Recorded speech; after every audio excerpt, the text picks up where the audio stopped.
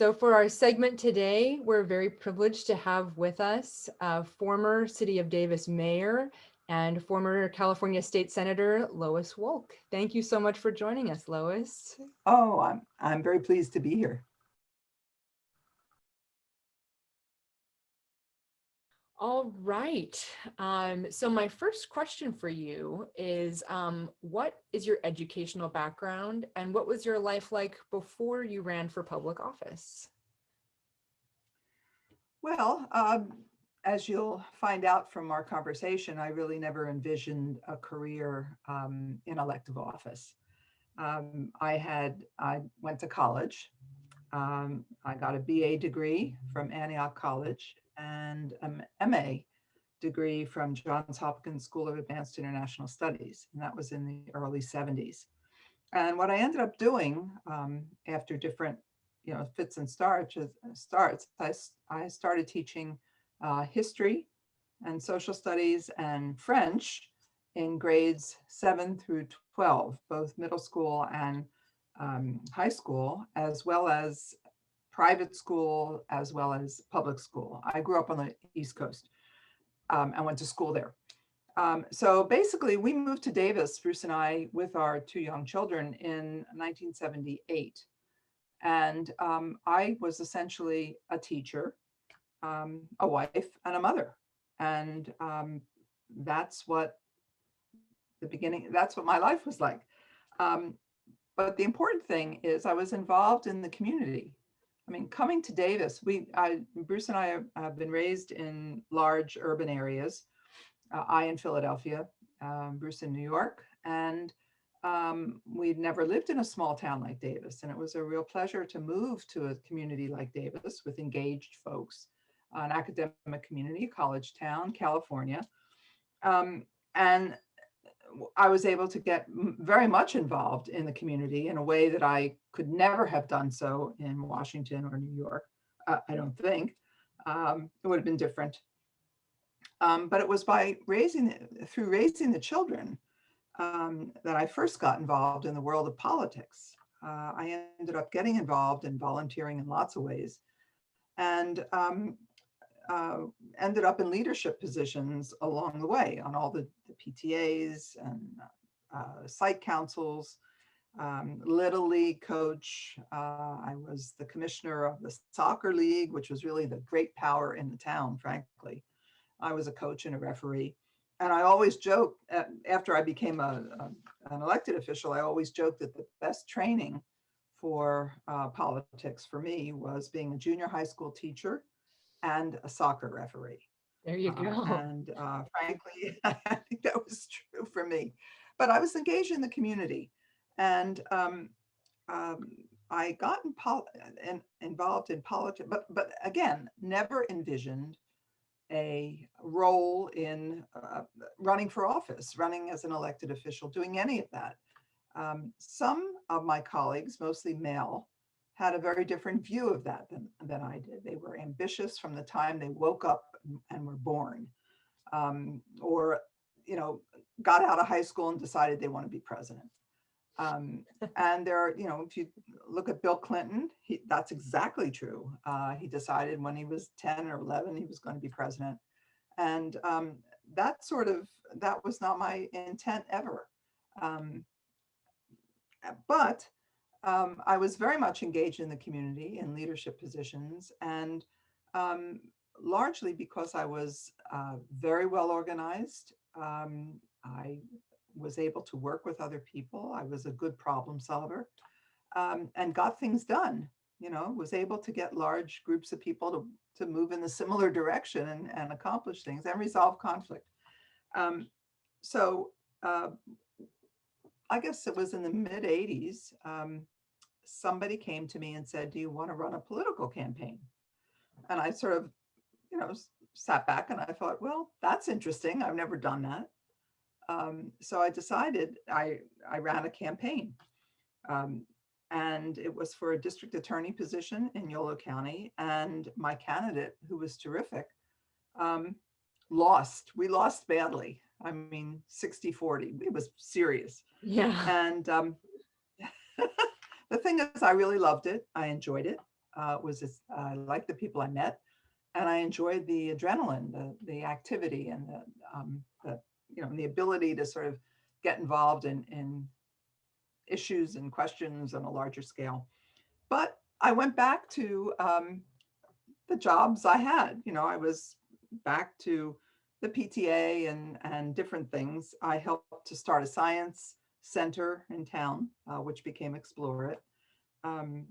Ran a library bond to expand the Davis Library. I was a co-chair of that. And then I got on the Rec and Park Commission.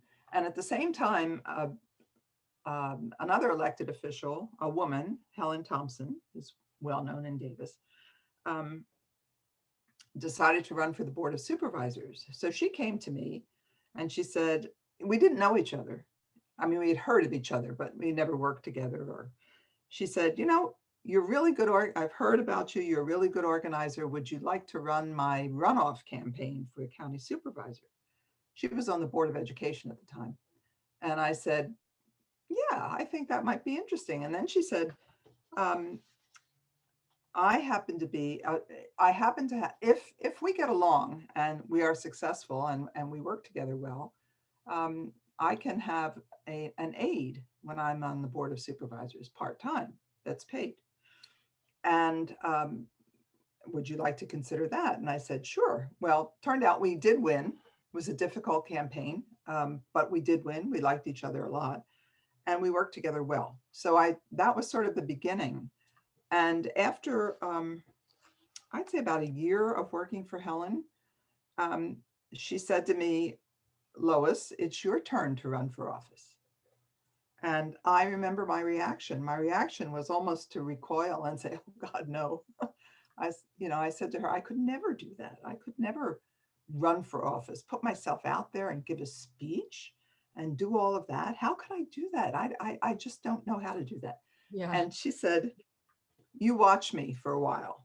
She said, you're working for me. You watch what I do. What I do, the skills I have, she said, are the same ones that you have. You've just never thought of them in the political realm. She said, you solve problems. You work with large groups. You listen well. You're able to solve problems and resolve conflict. And she said, it's exciting. She said, I think you would do just fine. So she said, just watch what I do. And she kept encouraging me. It became almost a joke. She said, now when you run, and finally, I did run. There was a vacancy on the city council and I ran. And I haven't looked back. I really enjoyed the running and I didn't like the running. The running then was fine because I was brand new at this, but the serving was terrific. I really enjoyed being on the council and even the Davis Council, which is a tough gig. I really enjoyed it. So I just kept going. There was always an opportunity that presented itself and I had a lot of encouragement. That's wonderful. So anyway, that's how I got involved through the community activism. And that's perfect. What I've learned about women of my age in politics is that the women I served with, who were my cohort at the Assembly and the Senate, they come to this job from lots of different paths. Some of them are working for council members or whatever, they're active. Some were already in elective office. Some are involved in business, were successful in business. And they're all different ways that women come to this.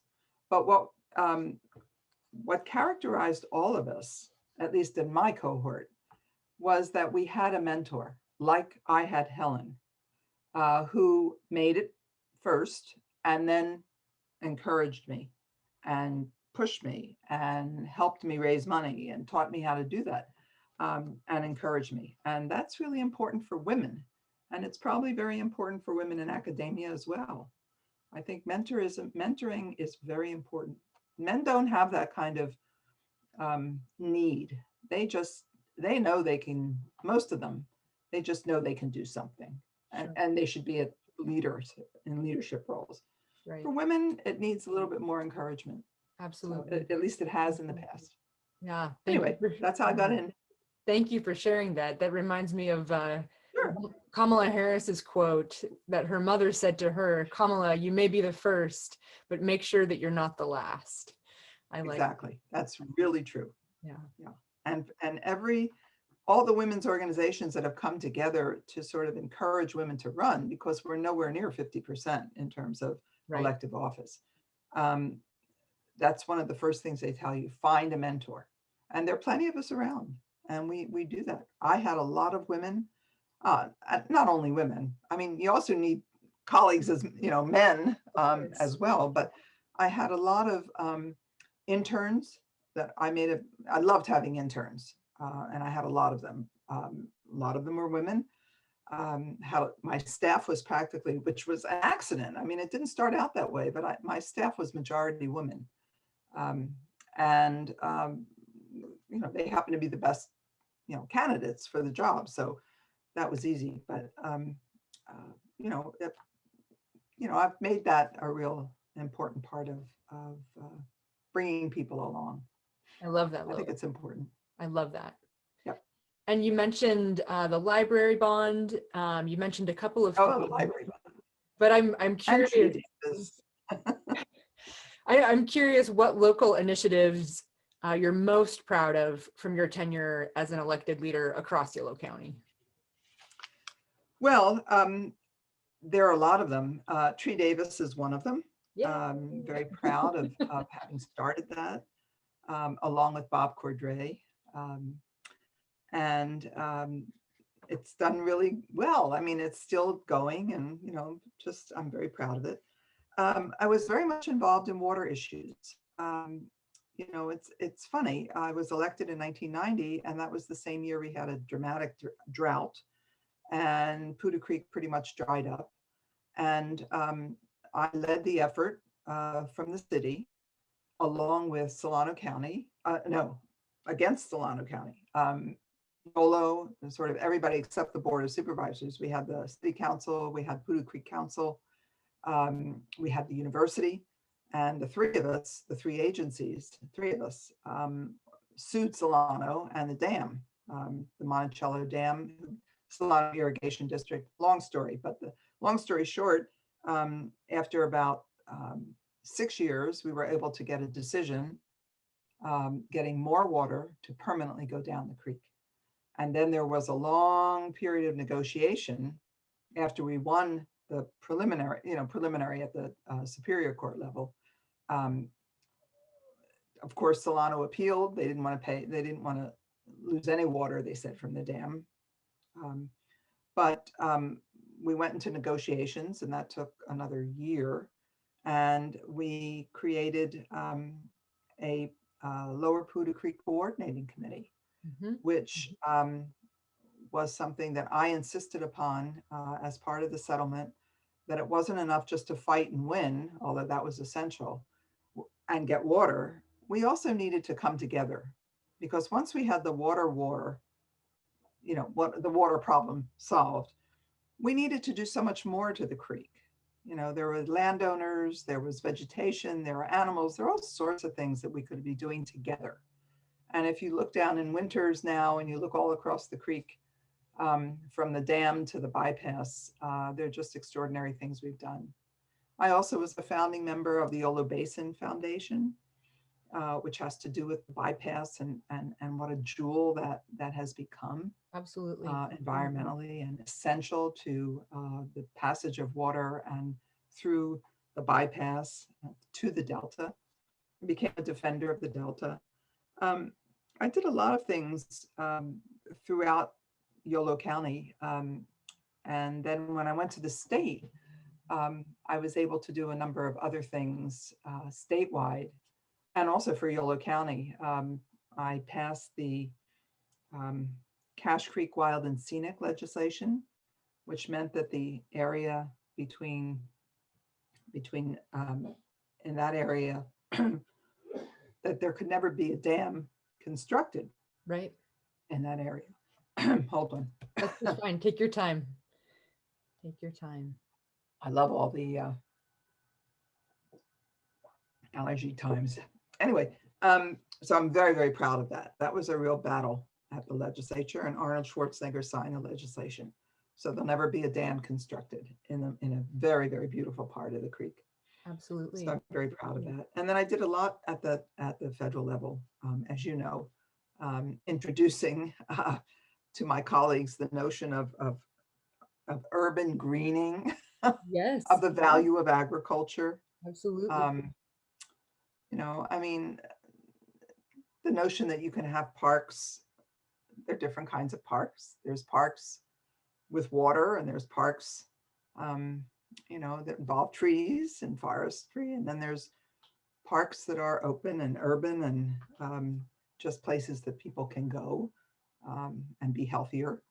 Um, and then some money put behind that. When I first did that, I used cap and trade money for that because it was a climate related, was going to, be a climate related effort. When I first introduced it, my urban colleagues were sort of bemused. They didn't believe that, well, you mean we're going to plant trees and that's going to make a difference? And I said, yeah, and we didn't get a whole lot of money at first, but it only took about another year for them to realize, hey, my community, it's a community building activity. Absolutely. As well, it's good for, trees are great, all these, trees are just wonderful environmental machines, they just work on so many levels to clean the air, provide habitat, just all these things I don't have to tell you. So they don't care about any of that. They just recognized that it was really nice to get the community together. And the community wanted to be together and wanted greenery in whatever way they defined it.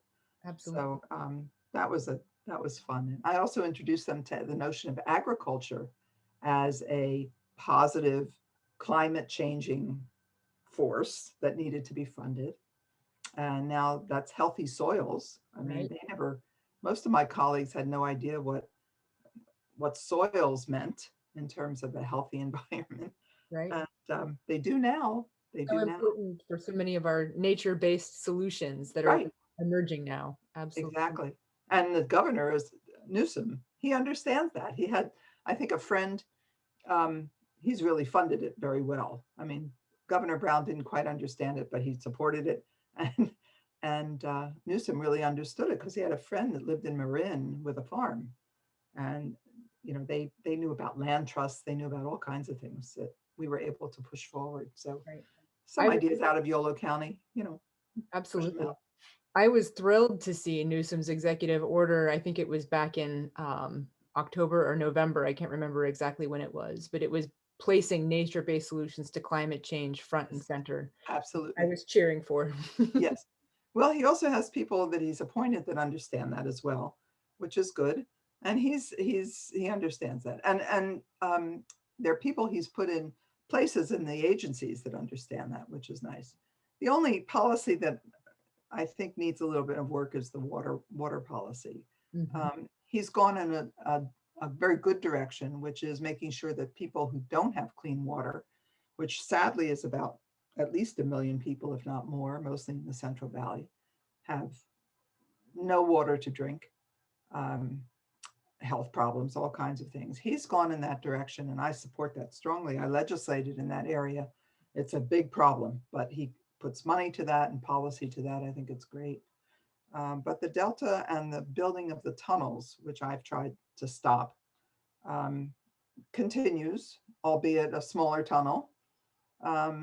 But ultimately, it's just the wrong solution for the 21st century. It's an old idea to build a tunnel and take water out of the river. Yeah. Just, yeah, he hasn't come far enough on that one yet. We'll have to push a little bit. Oh, yeah. Oh, they're still there. So I'm curious, what made you decide to make the jump from hyperlocal leadership to state level, state legislature leadership? How did that come about? Well, it wasn't something I wanted to do. I hadn't thought it, as I said, I was not an ambitious person per se. I wasn't really interested. I enjoyed working on the council. I enjoyed the local board of supervisors. I enjoyed being on there. I felt I could achieve things, not only in the environment, but with regard to children and, good public policy in lots of areas.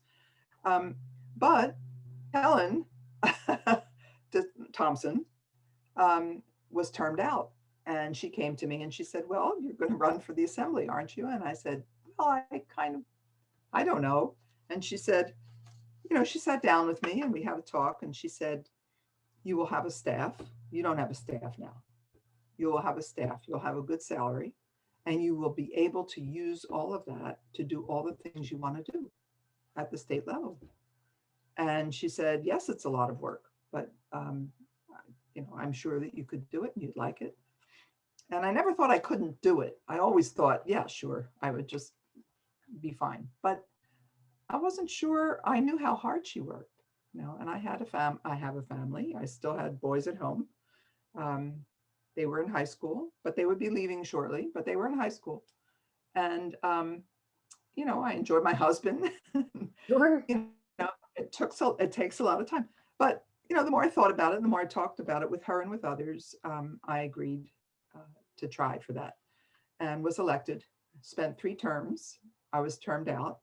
And then the Senate opened up. The fellow who was serving, Mike Machado, was leaving office. And I was very much encouraged to do that by my colleagues in the Assembly and the Senate.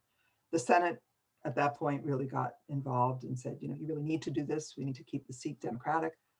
That was really not an issue. Well, it was sort of a difficult, no, that's not true. It was, as the further you get up, the further away from Davis, the world changes. Sure. It just does. And I ended up running for the Senate and representing San Joaquin County, which was really, that was a revelation to me because that was a very different place. I believe it. Than Yolo. Not with regard to agriculture, although the agriculture was different. The farmers were different, but it had real problems. It had very good electeds, loved the people I worked with, but make no mistake about it, the problems were 10 times more difficult. The poverty was stronger. The history was not so good. The cooperation among entities wasn't as good.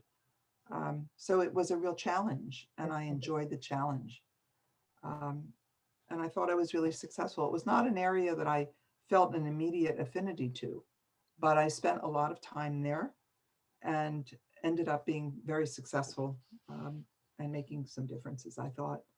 But I was only there for 4 years because what happened was redistricting came along. I was redistricted out of San Joaquin. The district changed. So instead of San Joaquin, the district went northwest to Napa and Sonoma.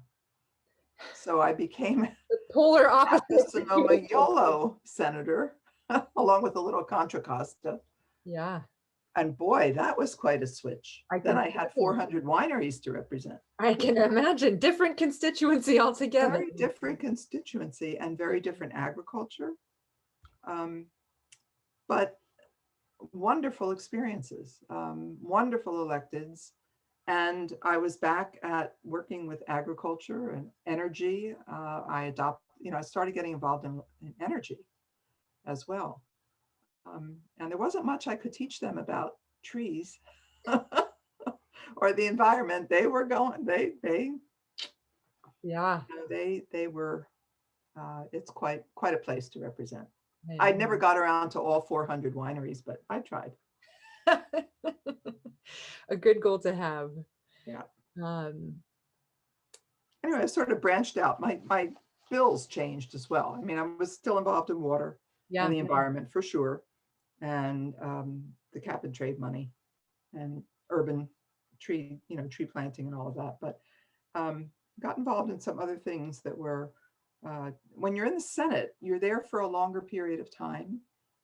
There are fewer of you. We're half as big. So you can really work on some issues. And I chose some very difficult ones. I chose guns and elder abuse, financial elder abuse, and medical aid in dying. in addition to the water bond, which we finally put through after I don't know how many years. We got some good money for lots of the things that, I've always done. Um, but, I tried some tougher stuff toward the end. Absolutely. Yeah. Absolutely.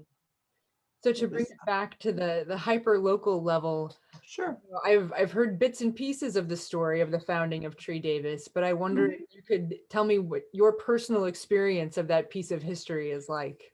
Sure. Well, it seemed like a good idea when I was elected. I thought, yeah, let's, I was always very friendly with Bob Cordray. And were you I at the was city? I was a lover of parks. I was on the Parks Commission, right? And parks are characterized, in my view, in Davis by trees, playground equipment, uh, bike trails. I mean, all of that is of a piece. Um, so I was, and I was a soccer commissioner, and we were always worried about fields, which means open space parks. Sure. So I was kind of an advocate for all of that. And Cordray said, "Oh, and we were in the middle of a recession at that point, 1990, 91, 92, and we were going to suddenly have to cut everything, and that was kind of awful for somebody who just came into office wanting to do good things with Absolutely. money, Right. more parks, more parks." Um, so Bob suggested that we consider, um, you know, how are we going to protect the tree canopy that we had? We had a street tree program, and the canopy, we're going to have to cut people, and that might mean the street tree folks, um, park maintenance. So, I said, well, why don't people love the trees in the city of Davis. Why can't we incorporate somehow this volunteer spirit? We can teach people how to prune. We can teach people how to take care of their street trees, how to water the new trees, how to plant the trees, and save the city money. For a little bit of money, we could do that if we had an organizer, or two, um, and some equipment. And we could do that with the volunteers and thereby save the city some money. So Bob thought it was a great idea. It was probably his idea, but I took it. I've never been afraid to take on somebody's really good ideas and just go with them. A good idea. And Bob and I just worked together. Bob came up with the name Tree Davis, and we worked on that for a while. There was Tree YOLO, and then we figured, no, we couldn't handle Tree YOLO, not yet. Tree Davis, we'll start with that. And I remember it was a time of budget cutting. And I remember coming to the city council the first year and asking for $30,000. And just before I was going to ask for it and ask for the motion, I said, I can't do this. I'm cutting lots of things, including kids, and I can't ask for trees. We'll have to continue doing a volunteer for another year. And I remember the city manager coming up to me and saying, why didn't you do that? We're ready to do that. I said, I can't, I feel uncomfortable doing that when I've had to cut fees. We used to help kids who couldn't afford to do our activities. I said, I can't do it. And, I remember John Mott Smith in the audience. That's my dog. Protecting us from no doubt the mailman. Anyway, and so I didn't, and my colleagues, one of them said to me, Lois, we were ready to do that. I said, but don't you think it's kind of strange I'd be asking for money? And they said, no, come on, you should have done it. And so the next year I did it. And I asked for the money, and everybody said, oh, what a good idea. It was wonderful, wonderful. And we got going in 1993. It could have gone in 1992, but I just didn't. And I remember, I was going to say John Mott Smith, who also was one of those who early on was very enthusiastic about trees and urban, tree plantings and urban relief. He said he was in the audience to enjoy that in 1992, and I couldn't do it. And I explained to him, and he said he understood, but everybody was disappointed. So I learned an important lesson that, frankly, there always is that much money. When you have a budget of several $1 million or billions, as we did, millions and millions at the Sure. state. There's always some little money that you can put together if you have a good idea, and Absolutely. people will support it. And it shows what a good idea it was, because even a year later, you still had the support for it, which is Yes, of great. course. Yeah, Great. yeah. And we've had to increase it. I mean, as it, there's just been more, there's been more partnership. There's always been a partnership with the city, good times and bad. Yeah. That's The right. challenge, and oh, we had, I also had a colleague on the council, Julie Partansky, who Mhm. was a rather unique person, but we shared the love of trees. And she truly was a strong supporter of trees and and was also a fiscal conservative. So she had no trouble. She said, "Oh yes, let's do that. Let's do this. Let's do that." She was very supportive. So Tree Davis was able to do a lot more things because we had some strong support at the council, and everybody else supported it. It wasn't that they didn't. It's just that she and Maynard and Jerry and Susie and eventually Stan Forbes, they all supported it along the way during my era, and I'm ever since. So grateful for your early efforts and for being a founding member. I've been with Tree Davis for 3.5 years now, and it's really just it's changed my life. It's been such a wonderful thing to be able to be really integrated in the community and helping people right here in my neighborhood connect to nature through trees. Yeah, When you're in an urban space, trees are the most easily accessible piece of nature around us. that's And true. as you've mentioned, they confer so many benefits to us. And through this time of COVID, where we can't be with each other so much, I've found communion with trees. Just being able to walk through the neighborhood and have it as a reflective space to be meditative and just really enjoy it. So thank you for what you've done to create Tree My Davis. pleasure. It has endured over the years, and I'm so excited to see where we all go from here.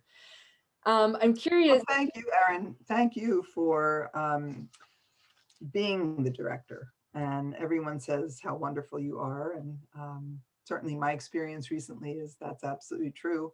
But thank you for doing that. With Tree Davis, we've had a history of, we've had good luck with directors. We've just managed, I think maybe they are attracted to trees, but Yeah, they're also really capable because it's, you usually have a great board.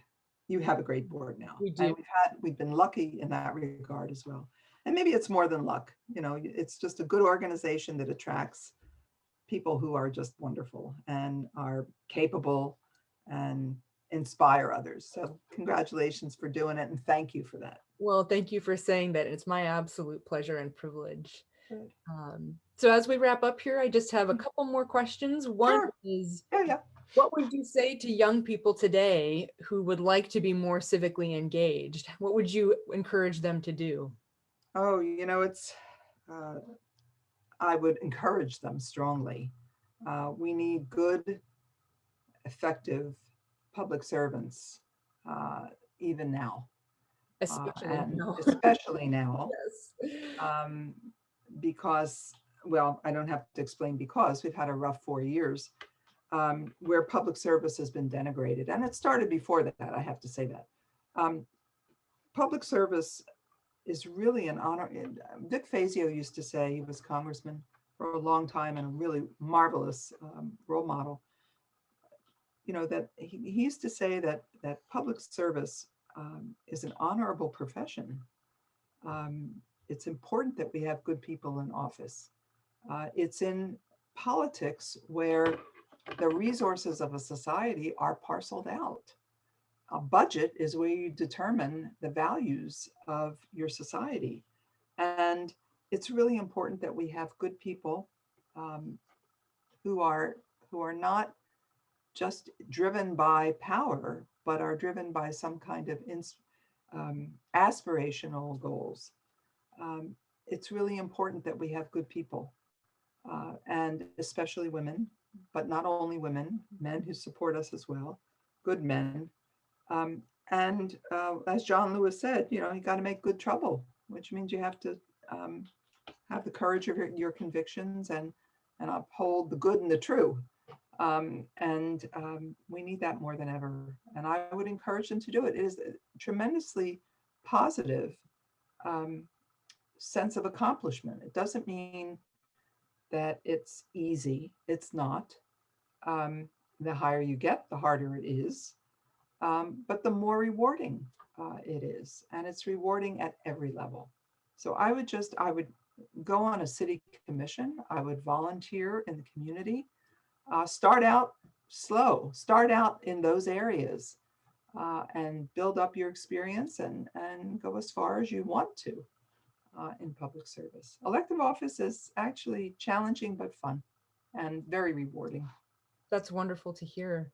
And I think a lot of young people, especially, with this past year of COVID and political turmoil, it really feels to some people, to a lot of people perhaps, that so much of life is beyond our control, that we're the recipient of unfortunate circumstances. Yeah, I think that's a largely shared sentiment right now. yeah. And sometimes in history are rockier than others. But I personally have felt in my role at Tree Davis that part of my job here is helping people feel like they're not just recipients of what's happening in life around them, I think that's a very important point. that I they think the have the sense, ability to value what they yes, see in their yes, communities and to enhance those things that they value and fight for those things that they value.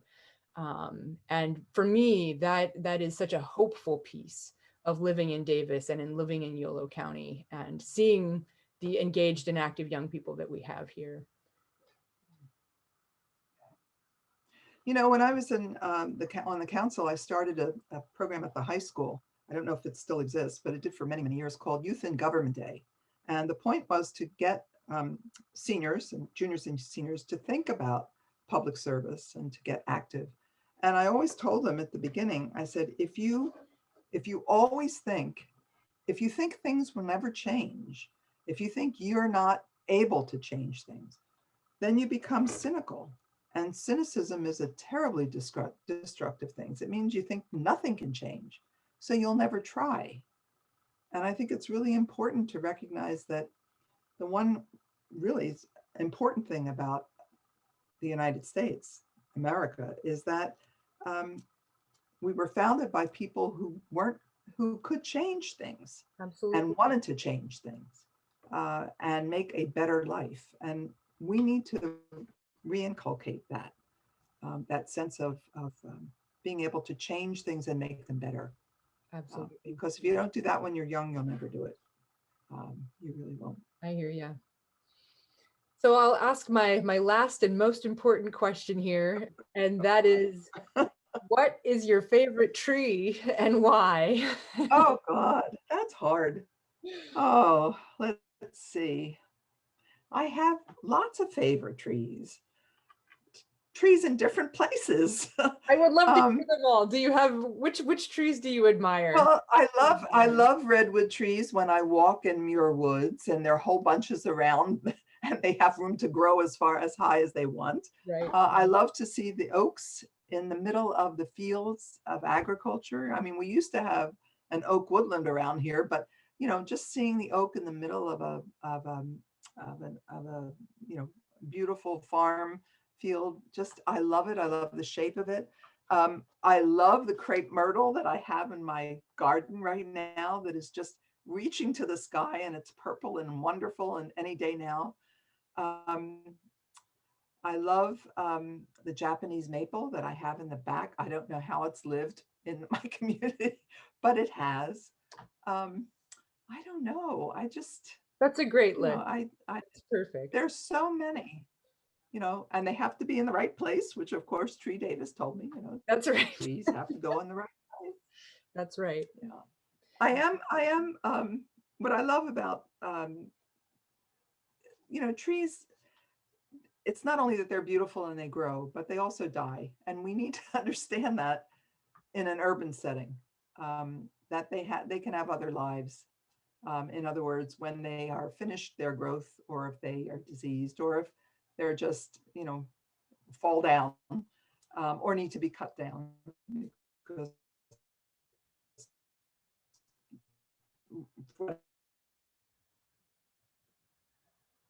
I just saw, I was in the Arboretum, and this wonderful um, carpenter had created from some of the wood beautiful benches. It was like the tree was still alive, in a different way. It was really terrific. So Absolutely. there's the cycle of life when you talk about trees. Absolutely. Well, thank you so much for your time, Lois. I am You're so welcome. grateful. It was fun to talk about this stuff. Thank I you don't for talk sharing about this your stuff very much story. And anymore. thank you for being a Tree Davis founding member. And we'll be in contact real soon. Thanks. See you soon. Thank you.